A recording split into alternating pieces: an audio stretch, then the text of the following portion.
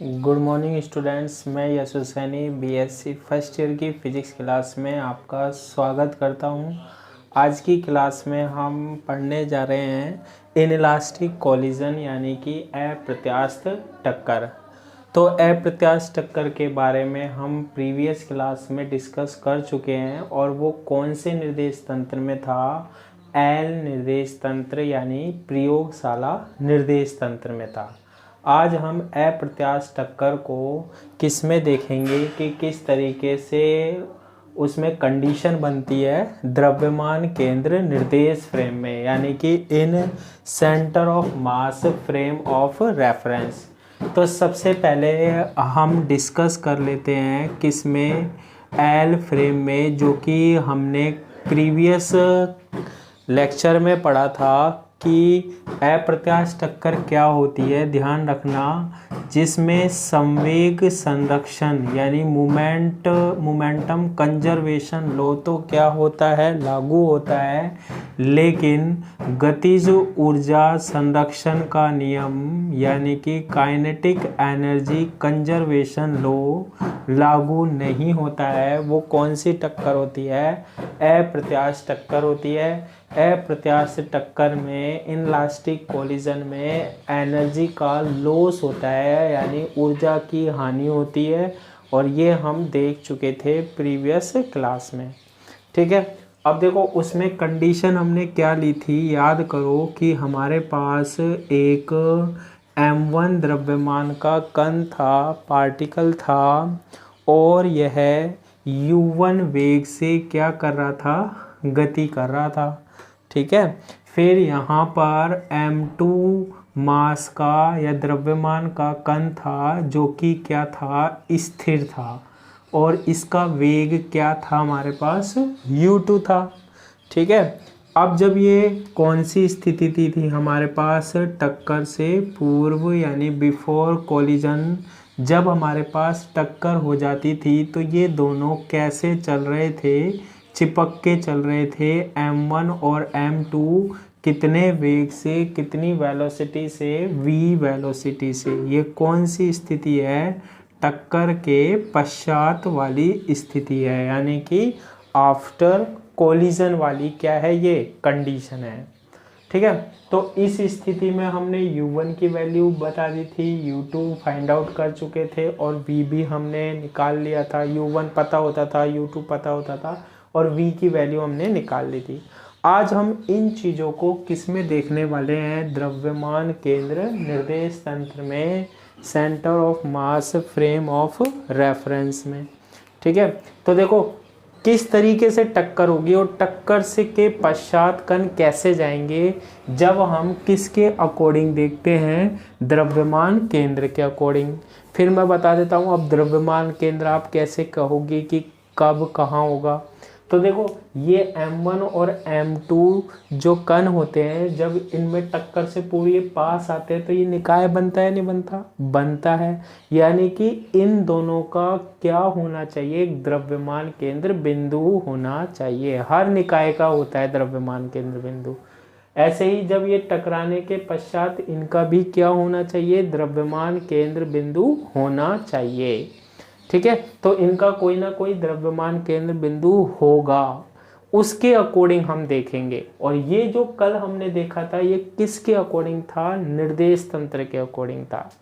अब देखो द्रव्यमान केंद्र के अकॉर्डिंग हम मान लेते हैं कि जब हम द्रव्यमान केंद्र के सापेक्ष देखते हैं ना, तो माना द्रव्यमान केंद्र निर्देश फ्रेम में, माना द्रव्यमान केंद्र निर्देश फ्रेम में कल तो वेग कितने थे, u1 और u2 थे। आज हम मान लेते हैं टक्कर से पूर्व, बिफोर कोलिजन, टक्कर से पूर्व कण के वेग जो है ना, वो कितने हैं हमारे पास, u1 डैश व u2 डैश है। ठीक है, टक्कर से पूर्व कितना है, u1 डैश व u2 डैश है, जबकि टक्कर के पश्चात, जबकि टक्कर के पश्चात वेग हम कितना मान लेते हैं, v डैश है। अच्छा, अब आप कहोगे द्रव्यमान केंद्र निर्देश से, देखो मैं आपको ये बता देता हूँ कि जैसे ये निकाय होता है, ठीक है, और ये हमारे पास क्या है, निर्देश तंत्र है। क्लियर है ये वाली बात। अब हमारे पास ये कोई कण है, ये समझना, ये कोई कण है, ये पार्टिकल है। अगर इसकी स्थिति देख रहे हैं ना यहाँ मूल बिंदु से, तो ये है एल निर्देश तंत्र, प्रयोगशाला निर्देश तंत्र होता है। ये क्या होता है, प्रयोगशाला निर्देश तंत्र होता है। अब इस निकाय का एक द्रव्यमान केंद्र बिंदु होगा जहां सारा द्रव्यमान माना जा सकता है, बहुत बार बताया है, ये CM है। अब देखो इस कण के बारे में हम देखना चाह रहे हैं। अब हम कहाँ से देख रहे हैं, देखो द्रव्यमान केंद्र निर्देश तंत्र से देख रहे हैं। तो जब द्रव्यमान केंद्र निर्देश तंत्र के सापेक्ष देखते हैं तो उसे हम बोलते हैं द्रव्यमान केंद्र निर्देश फ्रेम में।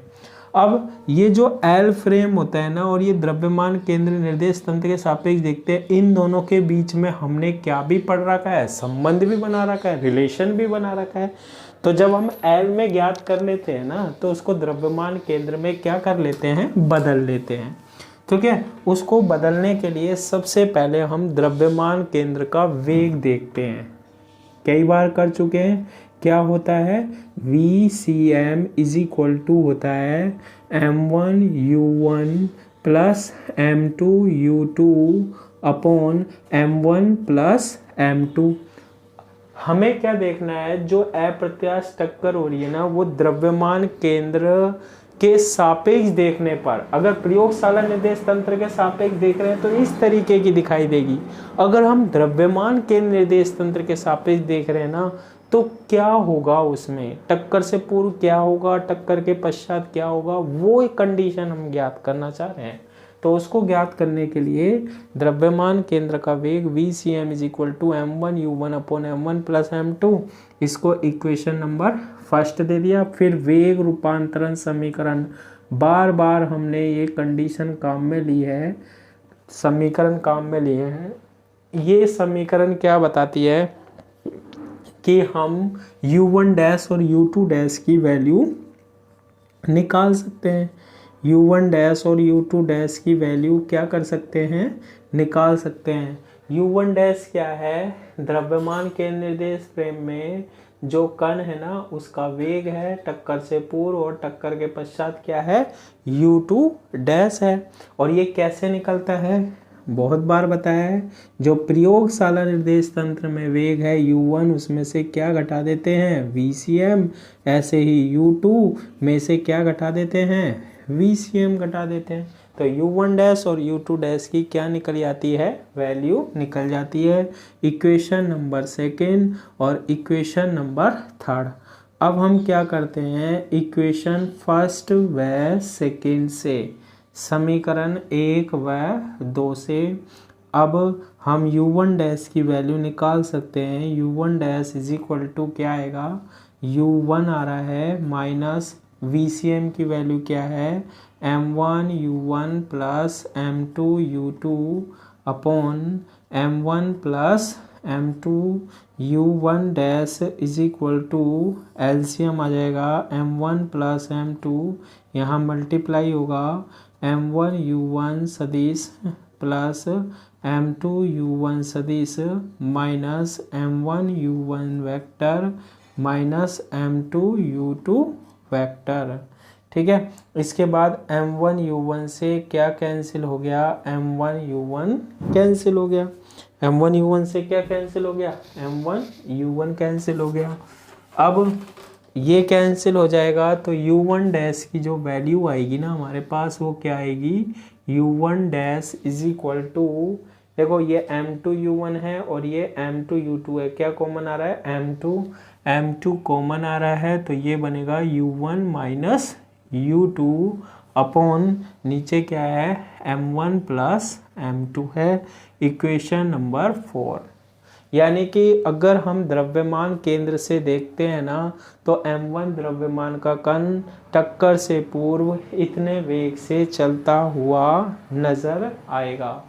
लेकिन आप इसमें एक कंडीशन ये भी याद रखनी है, क्या कि हमारे पास जो हमारे पास यहाँ पर जो टक्कर से पूर्व कण होता है ना, टक्कर से पूर्व कण कौन सा M2, वो क्या है, स्थिर है। ठीक है, और स्थिर है तो U2 इज इक्वल टू क्या रख सकते हैं हम, 0 रख सकते हैं। तो U1 डैश की जो वैल्यू आएगी ना वो M2U1 upon M1 plus M2 आ जाएगी। यहाँ भी रख सकते थे U2 बराबर 0, चलो कोई बात नहीं, अब आप यहाँ रख लो। तो ये किसकी वैल्यू आ गई, U1 डैश की वैल्यू आ गई। इसके बाद हम समीकरण इक्वेशन फर्स्ट व थर्ड का क्या करते हैं, उपयोग करते हैं।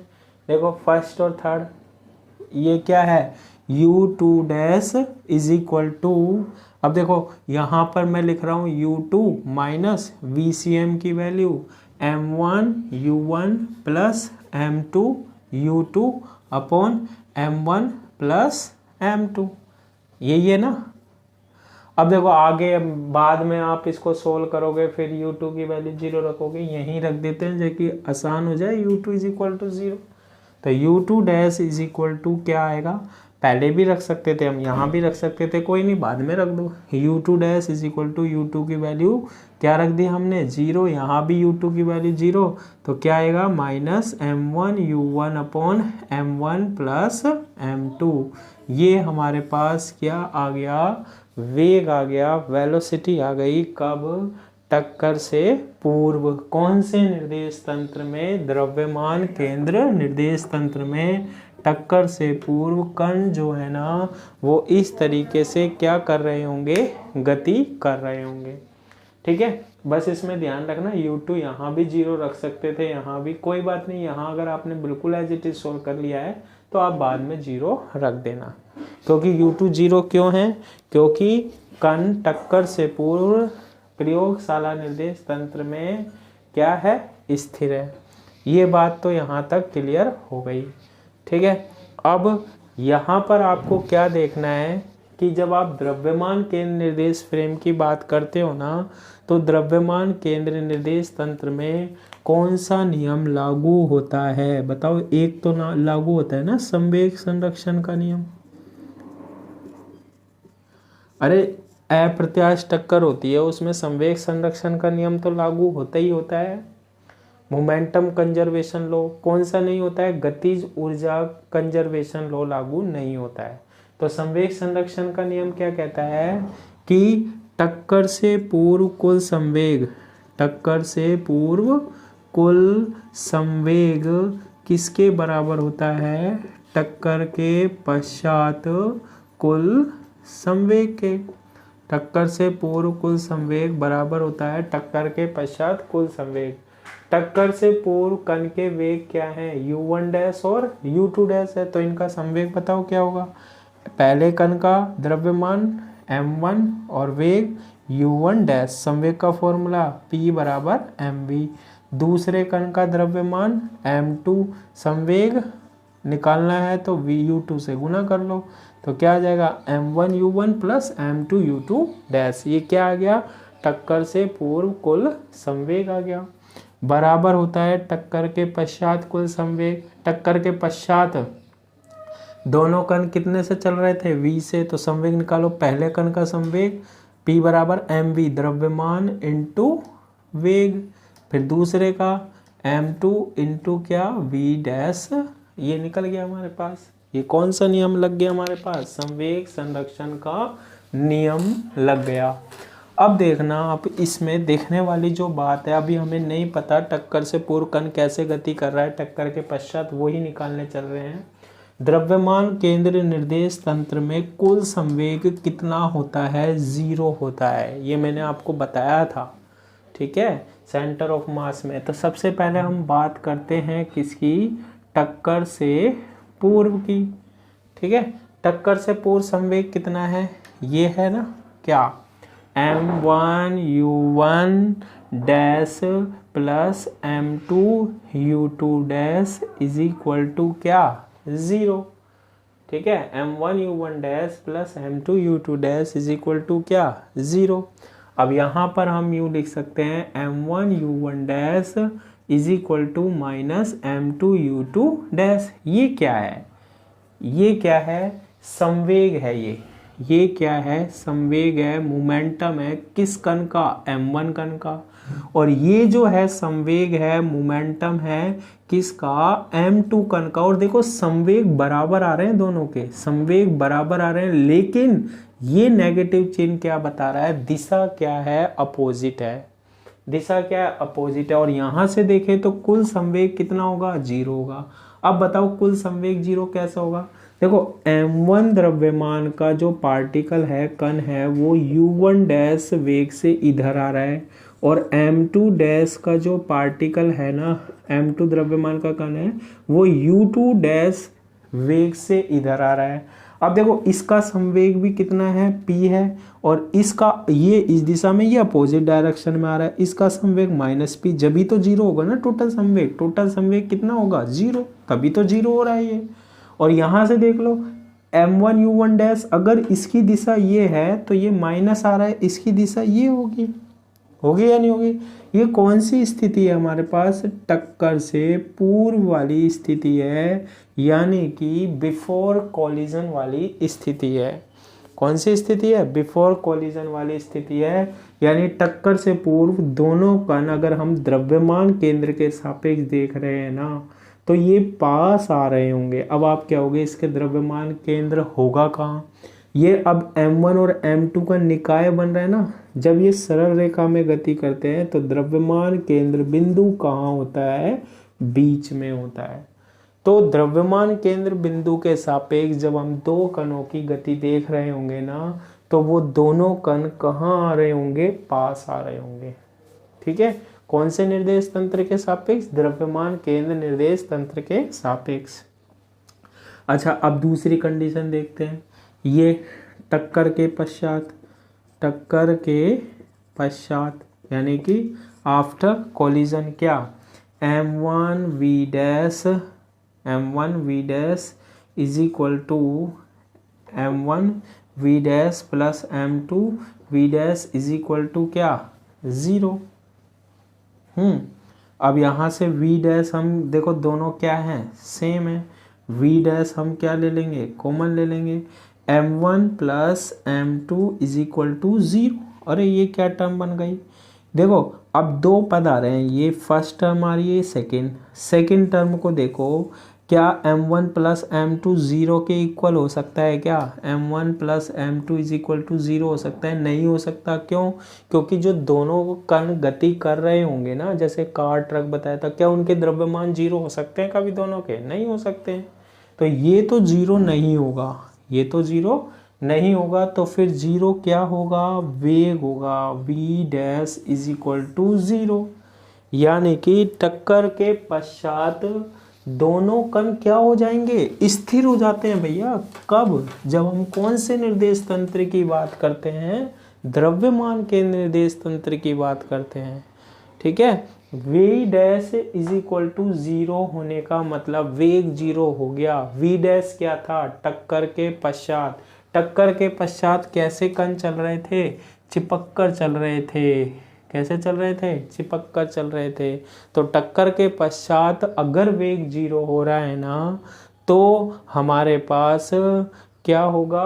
वो कण कैसे दिखाई देंगे? स्थिर दिखाई देंगे। ठीक है, अतः टक्कर के पश्चात CM निर्देश तंत्र में अंतिम वेग क्या हो जाता है? 0 हो जाता है। अंतिम वेग क्या हो जाता है? 0 हो जाता है। ठीक है, तो इस तरीके से हम कौन सी टक्कर पढ़ते हैं? अप्रत्यास्थ टक्कर, इनलास्टिक कॉलिजन। किसमें? द्रव्यमान केंद्र निर्देश फ्रेम में या तंत्र में। ठीक है, तो इस सारे लेक्चर जो आपको देखने हैं ना, कंटिन्यू देखने हैं, फर्स्ट सेकंड थर्ड फोर्थ, जिससे आपके सारे कॉन्सेप्ट क्लियर होते जाएं, है ना। एक भी लेक्चर नहीं छोड़ना है, तभी आगे जाके ये सारे क्लियर होंगे। तो आज की क्लास के लिए इतना ही। Thank you.